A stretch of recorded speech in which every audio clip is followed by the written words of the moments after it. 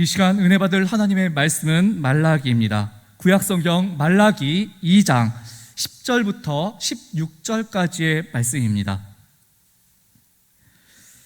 구약성경 말라기 2장 10절부터 6절까지의 말씀입니다.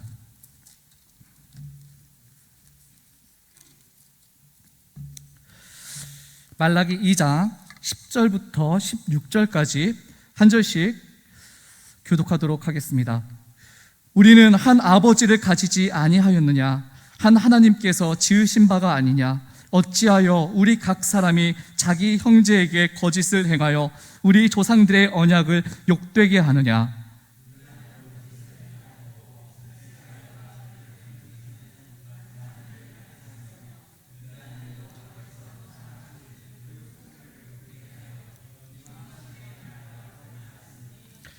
이 일을 행하는 사람에게 속한 자는 깨는 자나 응답하는 자는 물론이요 만군의 여호와께 제사를 드리는 자도 여호와께서 야곱의 장막 가운데서 끊어 버리시리라.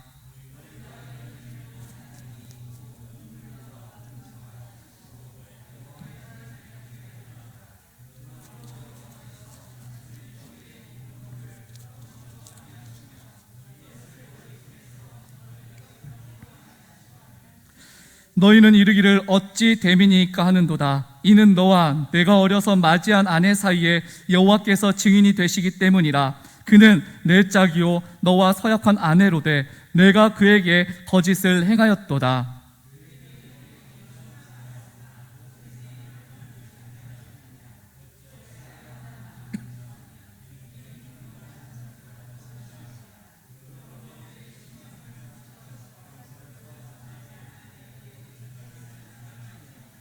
16절 함께 하겠습니다.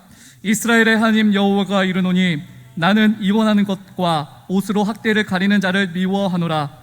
만군의 여호와의 말이니라. 그러므로 너희 심령을 삼가 지켜 거짓을 행하지 말지니라. 아멘. 이 시간에는 거짓으로 제단을 가리라, 거짓으로 제단을 가리다라는 제목으로 말씀 증거하도록 하겠습니다. 어린 시절부터 자주 들어왔던 이야기 가운데 하나 중에 양치기 소년이라는 이야기가 있습니다. 양치는 것이 너무 심심하고 지루해서 늑대가 왔다고 거짓말을 했던 것이죠. 그렇게 사람을 놀라게 했고 결국 그 되풀이된 거짓말과 속임수는 진짜가 늑대가 나타났을 때 그 양치기의 모든 양들을 잃게 하였습니다. 우리는 이 양치기 소년이라는 이 동화를 보면은 이 동화는 거짓말을 하면 안 된다, 그리고 누군가를 속이면 안 된다라는 그런 깊은 교훈을 우리에게 주고 있습니다. 하지만 세상은요, 우리에게 양치기 소년, 그리고 양치기 소년처럼 영리하고 영악한 그런 양치기 소년이 되기를 원합니다. 사람들은 때로 그렇게 자신이 있는 것을 이용해서 다른 사람을 속이는 그런 행동을 서스름 없이 합니다. 어떤 사람들은 남이 가지지 못한 지식이나 정보를 가지고 남을 속이기도 하고, 또 어떤 사람은 자신이 가진 권력이나 지위 이런 것들을 이용해서 다른 사람들 또한 속이기도 합니다. 그런데 안타까운 것은 그들이 그렇게 자신이 가진 무언가를 가지고 다른 사람들을 속이면서도 그게 잘못된 것인지조차 모르고 살아가는 사람들이 굉장히 많이 있다라는 것입니다. 자신이 가진 것을 가지고 거짓으로 남을 속이고서는 남이 거기에 속아 넘어가면 때로는 그것을 통쾌하게도 생각하기도 하고, 속아 넘어가는 사람이 바보라고 말하면서 자기 자신을 합리화하기도 합니다. 심지어는 남을 속일 수 있는 것도 능력이라고, 그렇게 적당한 속임수는 이 세상을 살아가는데 반드시 필요한 처세술이라고 말하면서 그것을 합리화합니다. 정말 그것이 맞을까요? 우리가 반드시 기억해야 할 것이 있습니다. 그 첫 번째는요, 남을 속이는 것이 결코 바른 일이 아닐 뿐더러 어쨌든 정당화될 수 없다라는 것입니다.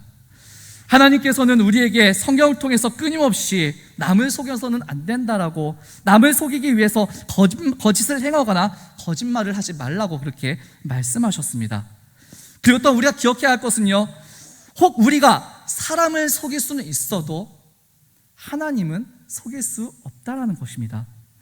갈라디아서 6장을 보면 이렇게 분명히 말씀하고 있습니다. 스스로 속이지 말라. 하나님은 업신여김을 받지 아니하시나니 사람이 무엇으로 심든지 그대로 거두리라 라고요. 여기 하나님은 업신여김을 받지 않으신다라는 이 말은요, 결코 하나님께서는 결코 우리 인간에 의해서 조롱을 당하시거나 우리 인간이 속일 수 있는 분이 아니시라는 것입니다. 그렇습니다. 사람이 그 어떤 방법으로 하나님을 속이려 할지라도 하나님께서는요 절대 속아 넘어가시지 않습니다. 아무리 하나님을 속이기 위해서 자기 자신을 감추고 꾸민다 하더라도 우리는 하나님 앞에서 감출 수 있는 것은 결코 아무것도 없습니다.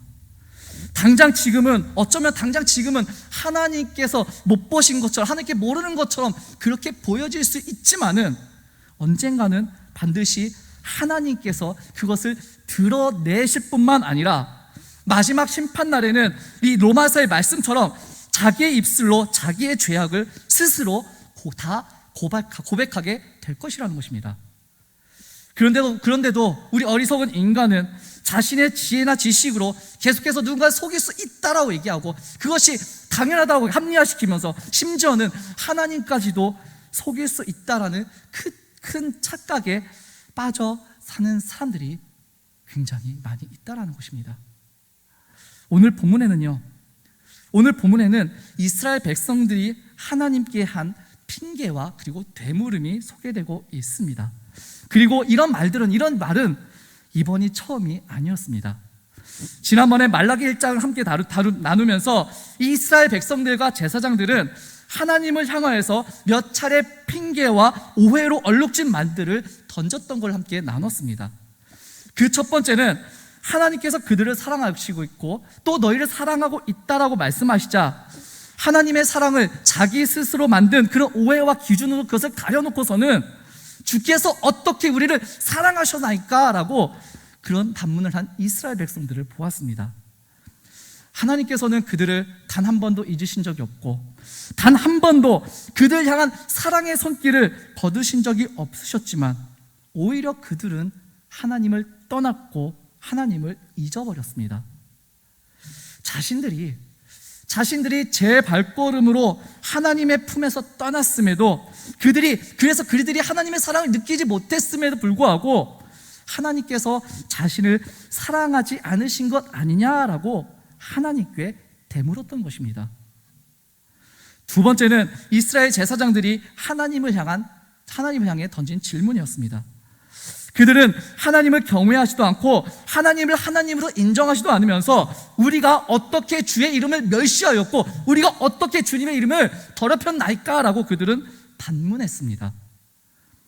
하나님께 마땅히 드려야 할 그럴 제사를 드리지도 않고 곰팡이 피고 썩어버린 그런 더러운 떡을 드리는 등 제사장이 제사장으로서 하나님을 바르게 섬기지도 못했으면서도 자기들에게는 아무런 문제가 없는 것처럼 뻔뻔하게 하나님께 대응했던 것이죠. 오늘 본문은요, 거기에 이어서 또 다른 질문이 나오는 것을 볼 수가 있습니다. 14절 보면요, 아주 짧게 언급하고 있는데요, 이렇게 말씀하고 있습니다. 너희는 이르기를 어찌 됨이니까 하는도다. 이스라엘 한 말이 무엇입니까? 어찌 됨이니까 라는 그런 질문입니다. 이 질문을 쉽게 풀어보자면 도대체 무엇 때문에 왜 우리의 예물을 받지 않으십니까? 라는 그런 질문입니다. 분명 자기들은 하나님께 제물을 드린다고 해서 드리는데 하나님께서는 그들의 제물을 받지 않으셨기 때문입니다. 하나님께서는 왜 이스라엘의 이 제물을 봉헌물을 받지 않으셨던 걸까요? 우리 13절 말씀 함께 읽도록 하겠습니다. 13절입니다. 시작.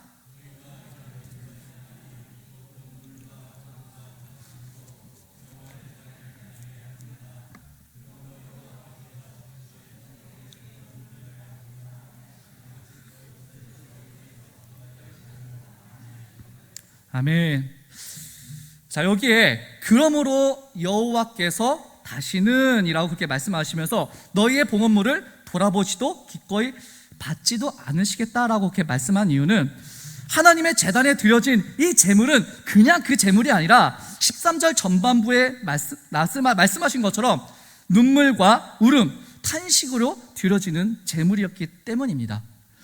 그들의 눈물과 그들의 탄식이 얼마나 많았는지 그것으로 그것으로 여호와의 제단을 가렸다, 여호와의 제단을 적셨다라고 그렇게 말할 정도입니다. 하나님의 제단이 젖도록 그리고 가려지도록 그들이 그렇게 눈물을 흘릴 정도면은 하나님께서 그들의 예물을 받아주실 만한데도 하나님께서 외면하셨던 이유가 분명히 있습니다. 사실 오늘 본문의 해석이 굉장히 난해한 해석 중에 말씀 중에 하나로 크게 오늘 본문은 두 가지의 해석이 견해가 있는데요. 과연 이 눈물을 흘리고 제단을 적신 주체가 누구냐라는 것에 따라서 이것이 좀 달라집니다. 먼저 이 여호와의 제단을 적신 사람이 남편에게 버림받은 아내들이라는 견해가 있습니다.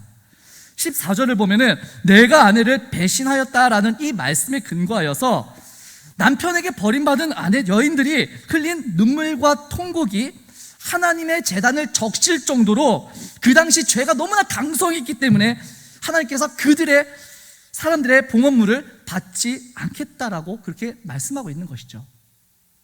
그리고 두 번째 다른 견해는요, 여호와의 제단을 적신 사람이 여인이 아니라 여호와의 제단을 적신 사람이 거짓으로 경건한 척하는 남자들이라는 견해입니다. 우리 13절 말씀을요, 새 번역 성경을 보면 이렇게 번역하고 있습니다. 너희가 잘못한 일이 또 하나 있다. 주님께서 너희 재물을 외면하시며 그것을 기꺼이 받지 않으신다고 너희가 눈물과 울음과 탄식으로 주님의 제단을 적셨다라고요. 쉽게 말하면요, 오늘 본문에 나오는 그 하나님을 배신하는 그런 죄를 범하고서도 왜 하나님께서 왜 내 예물을 받지 않으시냐고 거짓과 뻔뻔한 눈물과 탄식으로 하나님의 제단을 적셨다라는 것입니다. 좀 복잡하긴 하지만요, 원어와 문맥상으로 보면은 두 번째 견해가 좀 더 적절하게입니다. 하나님께서 봉헌물을 외면하시고 받지도 않으실 정도의 그런 죄를 저질러 놓고선 어째서 여호와께서 응답해 주시지 않는지, 아니 왜 우리 예물을 받지 않으시는지, 도대체 왜 그러시냐고 지금 이스라엘 백성들은 반문하고 있는 것입니다. 자신들이 그렇게 재물과 함께 눈물과 간절한 기도를 드렸는데도 하나님께서 응답하시지 않는다라는 것은 말이 안 된다라고 그들이 억지 논리를 펴고 있는 것이죠. 그렇다면 이스라엘, 즉 이 유다는 도대체 어떠한 죄를 지었던 것일까요? 오늘 본문은 그들의 죄를 이렇게 표현하고 있습니다. 거짓을 행했다라고요. 10절 말씀을 보면요, 이렇게 10절 말씀을 보면요, 어찌하여 우리 각 사람이 자기 형제에게 무엇을 행했다라고 합니까? 거짓을 행했다라고 말을 합니다. 그런데 여기가 끝이 아닙니다. 11절, 14절, 15절, 16절에서도 계속해서 반복되는 그런 단어가 있습니다. 무엇을 행했다라고 말을 합니까? 거짓을 행했다라고요. 거짓을 행했다.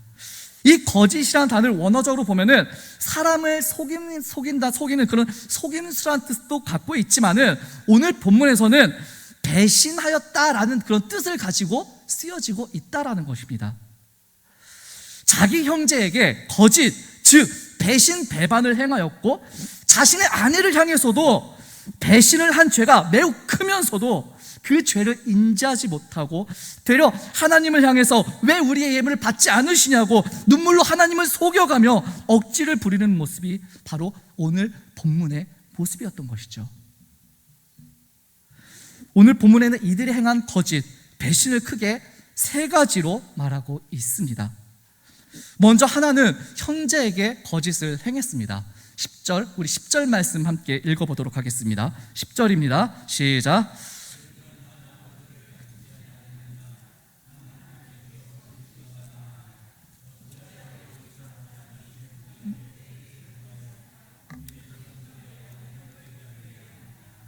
아멘. 자, 우리가 읽은 이 10절의 말씀의 요지는요, 이스라엘 백성은 한 아버지를 가진 한 형제라는 것입니다.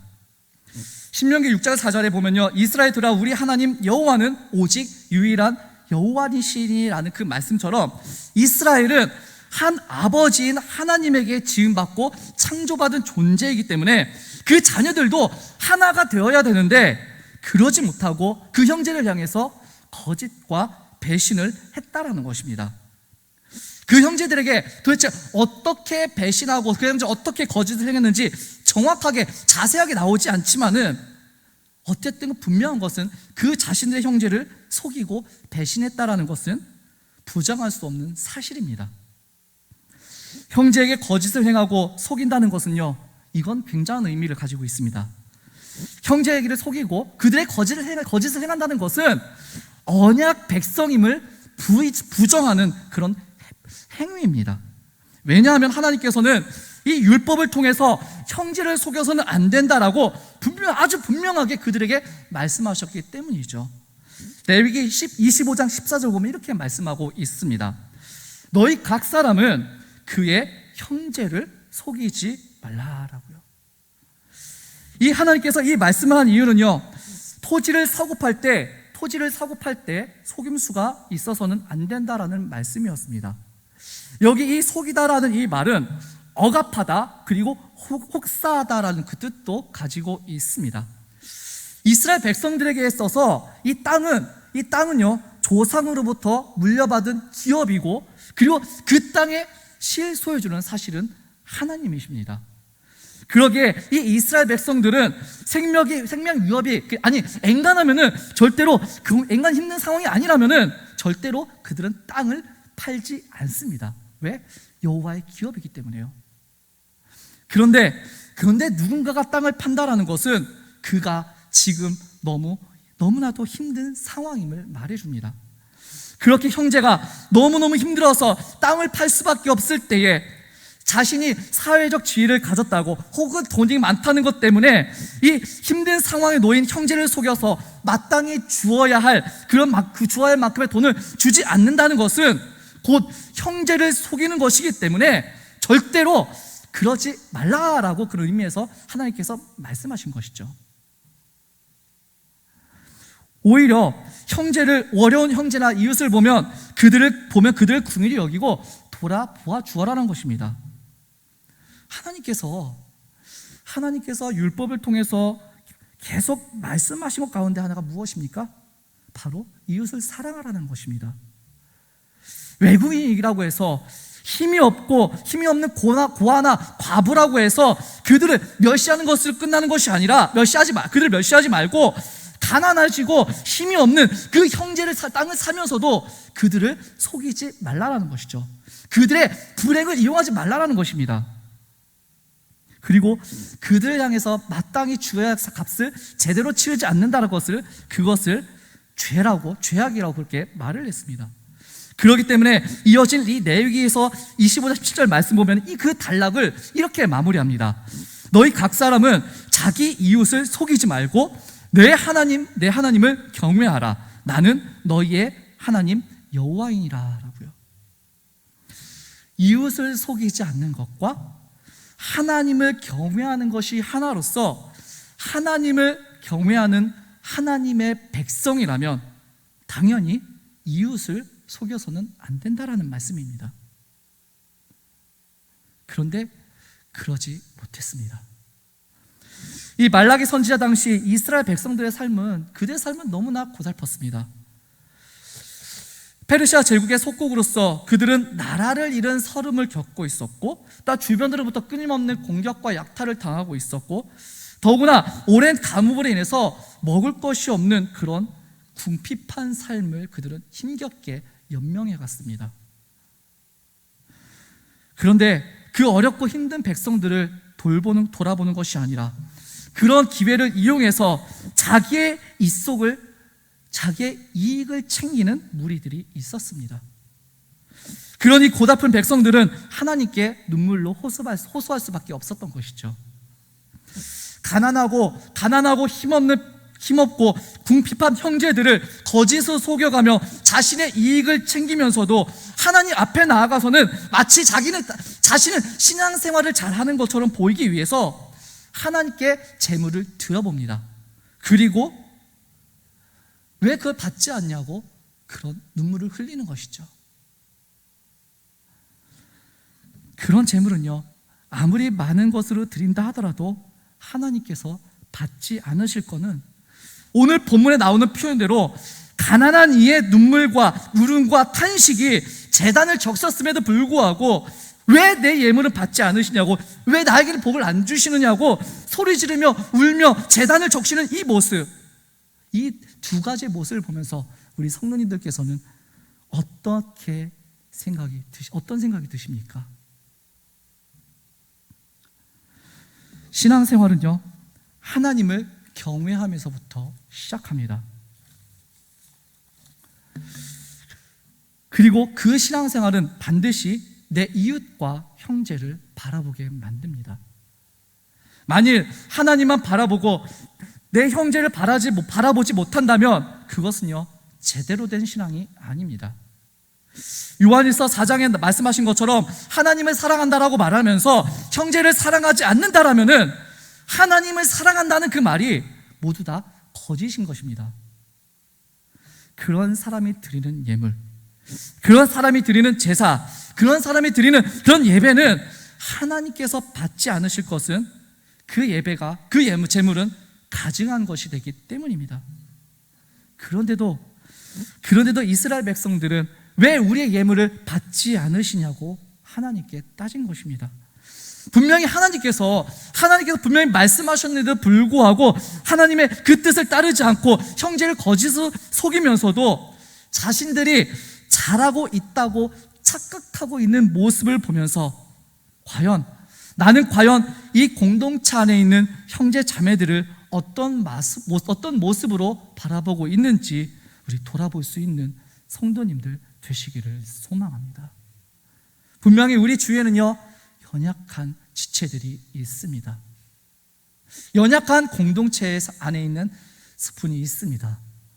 우리가 주님 안에서 한 형제요라고 그렇게 말을 한다면요, 우리는 반드시 그들을 돌아보아야 할 것입니다.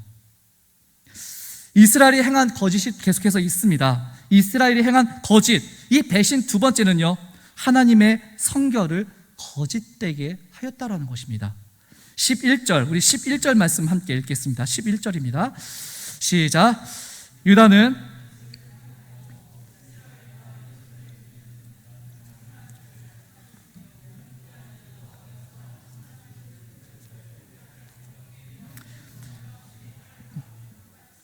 아멘. 자, 11절 말씀 보면 이렇게 말씀하고 있습니다. 유다는 여호와께서 사랑하시는 그 성결을 어떻게 했다고요? 욕되게 하여 이방신의 딸과 결혼하였으니라고요. 성경이 원칙적으로 이방인과의 결혼을 금지하고 있는 것은 아닙니다.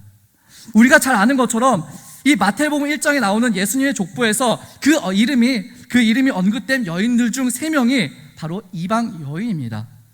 다말과 라합은 가나안 여인이었고 룻은 모압 여인이었습니다.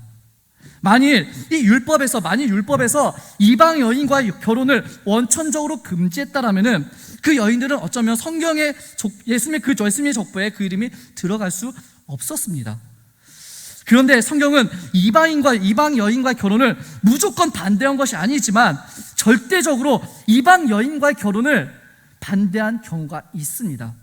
바로 오늘 본문과 같은 그런 상황입니다. 오늘 본문에서 이스라엘 백성들과 결혼한 그 여인들 향해서 무엇의 딸이라고 그렇게 말을 합니까? 이방 신의 딸이라고 그렇게 말을 합니다. 이방 신의 딸. 이 말은요, 이방 우상의 신전에서 봉사하던 여인이라는 그런 뜻도 있지만은 좀 더 넓은 의미로 바라본다면은 우상을 섬기는 악한 습관에 찌들어 있는 여인이라는 그런 뜻도 가지고 있습니다. 이 나오미와 룻의 경우처럼 이방 여인을 아내로 맞아들여서 하나님을 진실되이 섬기는 사람으로 만들자라면 잘못될 것이 없습니다. 그런데 이 말라기 선지자 당시 이스라엘 백성들은 이방 여인들을 아내로 맞아들이면서 그녀들의 우상을 함께 따라갔다라는 것입니다. 겉으로는 하나님을 섬기려는 것처럼 보이려고 했지만은 실상은 이방 여인인 아내를 따라서 이 우상을 섬기는 사람들이 되었던 것이죠. 그래서 하나님께서는 성결을 욕되게 했다라고 말씀하고 있는 것입니다. 하나님께 드리기 위해서 깨끗하게 구별된 것, 그것을 무엇이 합니까? 그것을 성결이라고 하는데요. 여기 이 성결이란 말 뜻에는요, 성소, 성전, 거룩한 땅, 하나님의 백성이란 그런 의미도 이 안에 들어가 있습니다. 결국 이들이 하나님께서 사랑하시는 그 성결을 욕되게 했다라는 것이 결국 어떤 의미입니까? 하나님의 성소, 그리고 하나님의 거룩한 백성들을 더럽히고 욕되었다라는 결국 그런 의미인 것이죠. 이스라엘이 이렇게 그들은 하나님께서 원하시는 성결을 그들은 욕보이는 그런 배신과 거짓을 그들은 서스름없이 행했습니다. 세 번째로 이스라엘이 행한 거짓, 이 배신, 이 세 번째는요, 아내에게 행한 거짓 때문이었습니다. 앞서 말한 대로 하나님이 사랑하시는 성결을 더럽히고 이방 우상을 섬기는 여인과 결혼한 그런 사람들만 문제가 되는 것이 아니었습니다. 그들은 어려서 취한 아내에게도 그들은 거짓, 배신을 행했다는 것입니다. 우리 14절 말씀도 함께 읽도록 하겠습니다. 14절입니다. 시작. 너희는 이르기를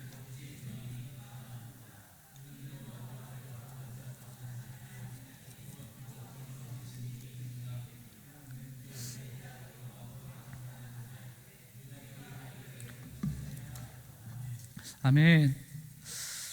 하나님께서 이스라엘 백성들이 드린 제물을 받지 않으신 세 번째 이유는 그들의 아내에게 행한 거짓 때문이었습니다. 결혼은 단순히 남자와 여자가 만나서 짝을 이루어 가정을 만드는 것이 아닙니다. 결혼은 두 남녀 사이에서 하나님께서 증인이 되어 세워진 거룩한 공동체입니다. 하나님께서는 이 결혼하는 두 남녀 사이에 결혼 서약에서 보증인 되시는데, 이 결혼 서약을 깬다라는 것은 결국 하나님과의 언약을 깨는 것과 같고, 또한 잠언에 있는 말씀대로 하나님과의 언약을 잊어버리는 그런 사람이 되고 맙니다. 그런데 당시 이스라엘 백성들은 자신들의 정욕 때문에 어려서 취한 아내를 버렸습니다. 그냥 버리면 율법에 저촉되니까 무언가 아내에게 누명을 씌워서 이혼할 조건을 만들어서 버렸습니다. 이런 남자들의 사악함이 율법을 해석함에 있어서 자기들 마음대로 이혼할 수 있도록 여러 가지 이혼 조항을 만들기도 했었습니다. 그 신약시대의 힐렐 학파에서는 이혼할 수 있는 사유 중에서 이런 것들도 있었습니다.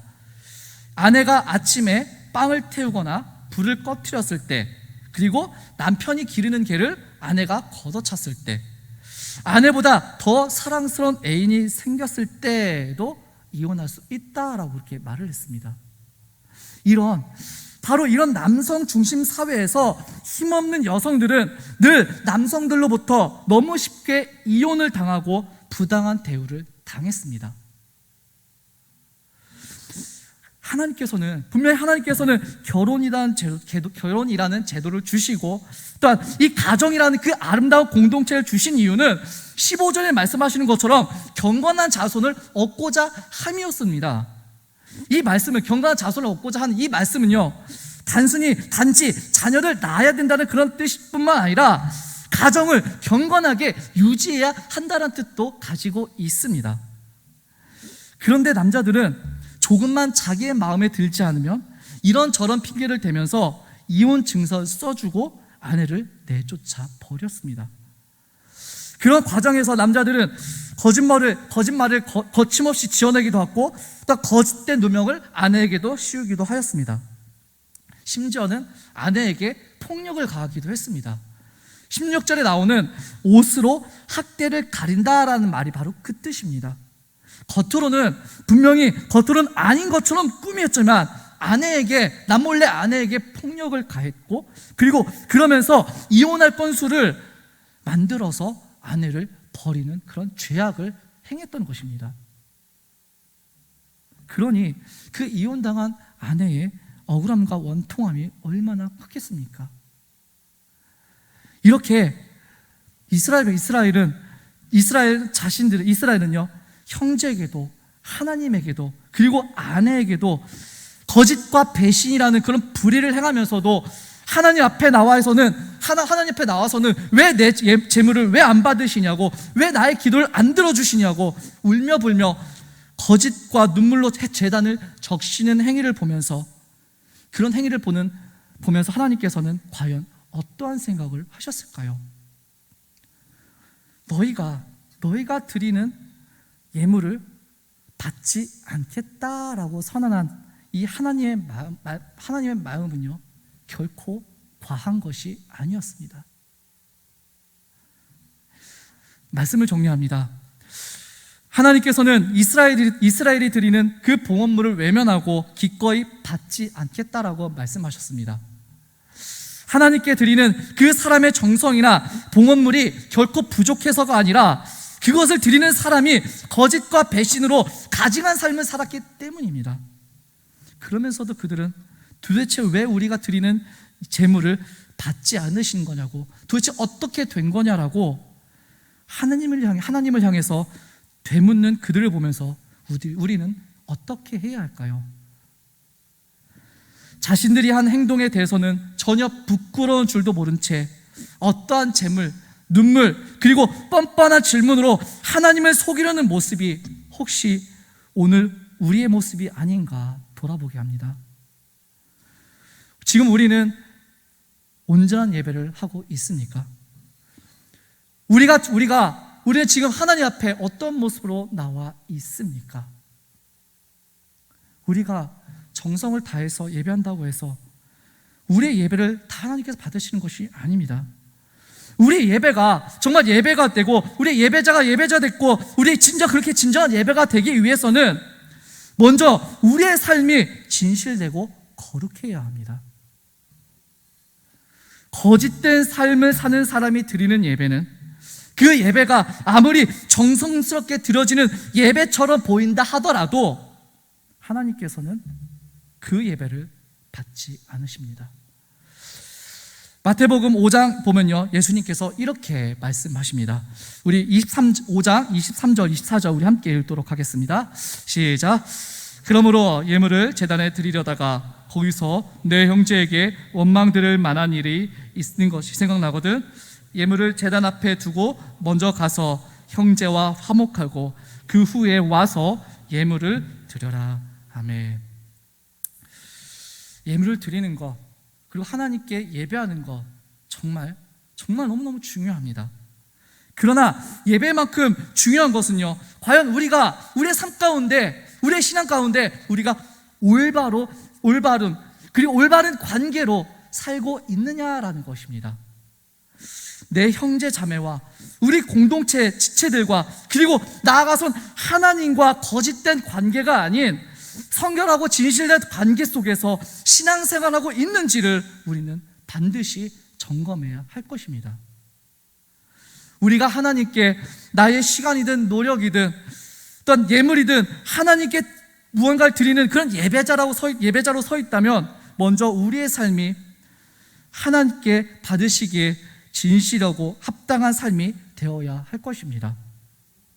거짓과 배신으로 얼룩진 그런 삶과 예배가 아니라 성결과 진실로, 또한 선함과 온유로 채워진 삶과 예배로 하나님께 드렸으면 좋겠습니다. 하나님은요, 우리의 예배를 기뻐 받으시는 분이십니다. 그런데 하나님의 그 기쁘게 하심을 우리가 우리 스스로 저버리고 더럽히고 우리 스스로 거부하면 될까요? 안 됩니다. 하나님께서는 오늘도 우리의 예배를 원하십니다. 그리고 그 전에 우리의 삶에 있어서 하나님 앞에 사람들과의 어떤 관계에 있어서도 먼저 말씀대로 올바른 관계로 맺기를 원하십니다. 그리고 그렇게 나와 하나님 앞에 엎드리며 하나님 말씀도 제가 오늘 한 주도 이렇게 살았습니다. 하지만 연약한 모습도 있었습니다. 그렇지만 하나님, 저의 예배를 받아주시옵소서. 하나님은 그런 자의 예배를 받아주십니다. 성결과 진실로 하나님께 예배하시는 우리 중앙교회 성도님들 되시기를 주님의 이름으로 축원합니다. 기도하겠습니다.